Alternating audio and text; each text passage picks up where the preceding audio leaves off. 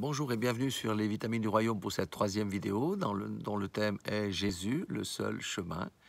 Nous avons vu des choses déjà intéressantes dans les deux premières vidéos, c'est que nous sommes dans des temps, il faut savoir sur quel chemin nous cheminons, parce que c'est un chemin étroit et resserré, et il y en a beaucoup qui le cherchent, peu qui le trouvent, mais c'est le chemin qui mène à la voie éternelle. Nous avons vu aussi dans l'Ancien Testament qu'il était question de faire la volonté de Dieu, de cheminer sur la voie droite, mais ça c'était possible que pour autant le bon esprit de Dieu conduisait les personnes. Nous avons aussi vu que dans l'Ancien Testament, les gens recommandaient leur projet à l'Éternel pour avoir le feu vert. Et vous savez que dans l'Ancien Testament, le Seigneur ne parlait surtout par les prophètes. Amen. Aujourd'hui, dans le Nouveau Testament, il y a un certain nombre de choses qui changent. Pourquoi? Parce que Jésus est venu, bien entendu. Et lorsque Jésus dit lui-même, dans Jean 14,6, il dit, Jésus lui dit, « Je suis le chemin, la vérité, la vie. Nul ne vient au Père que par moi. » Déjà, là, l'objectif, c'est d'aller au Père. Mais sans passer par Jésus, on ne peut pas. Ça, c'est une grande vérité biblique, et seule la vérité permet de cheminer, et c'est sur ce chemin-là que se trouve la vie. Amen. C'est ça qu'on doit comprendre déjà sur ce premier verset. Notre objectif, c'est d'aller au Père. Hein? Nul ne vient au Père que par moi. Ensuite, le chemin, c'est Jésus-Christ. Et pour cheminer sur ce chemin, il faut marcher dans la vérité. Et c'est sur ce chemin-là que se trouve la vie. Quand on dit la vie, c'est pas que le souffle. La vie, c'est la consolation, c'est la restauration, c'est la guérison. C'est toutes ces choses-là que nous sommes appelés à donner de la part du Seigneur. Amen.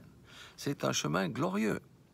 Maintenant, il est aussi dit dans Matthieu 6 au verset 10, c'est la prière du Notre Père. Je reviens à ce qu'on a dit tout à l'heure. Hein.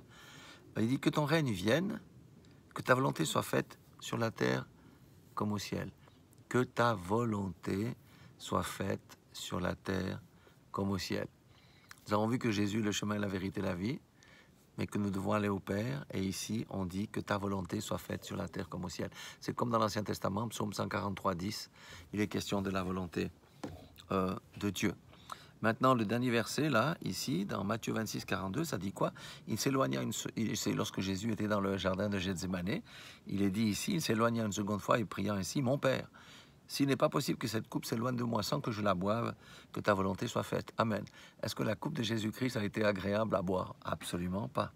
Donc, ça nous montre que le chemin n'est pas facile et que nous aurons aussi notre coupe à boire. Mais rappelons-nous que la parole dit aussi que le disciple n'est pas plus grand que le maître. Ça veut dire si le maître n'a pas échappé à boire la coupe, le disciple n'échappera pas à boire la coupe.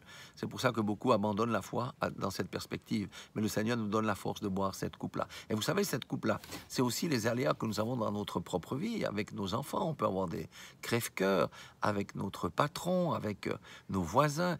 Dans la famille, on peut avoir des crève-cœurs. Et on peut être moqué, on peut être rejeté à cause de la parole. C'est aussi ça la coupe que nous devons boire.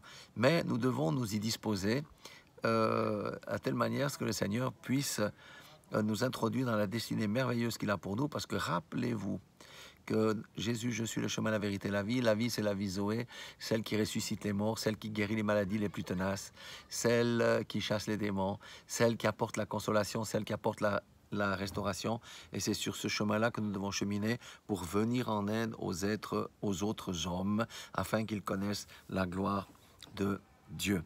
Voilà pour cette troisième vidéo. Nous allons voir ensuite vraiment comment ça se passe au plan concret. Soyez tous bénis dans le nom puissant de Jésus-Christ.